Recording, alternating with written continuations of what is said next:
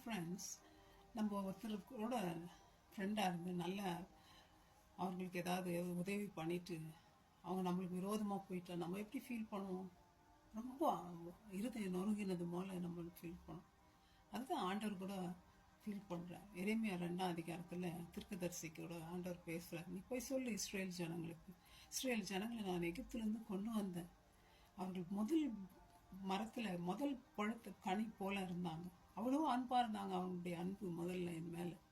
ஆனால் இப்போ என்னை விட்டுட்டு அவங்க அவங்க தேவையான கடவுளை அவங்க உருவாக்கிட்டு என்னை விட்டுட்டு போயிட்டாங்க, தூரம் போயிட்டாங்க.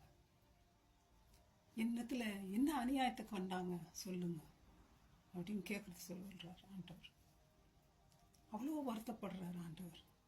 அவங்க என்ன பண்ணாங்களாம், இயேசு சொல்றா நானே ஜீவ ஊற்று, ஜீவ தண்ணீர். அவங்க என்ன பண்ணாங்க, ஜீவ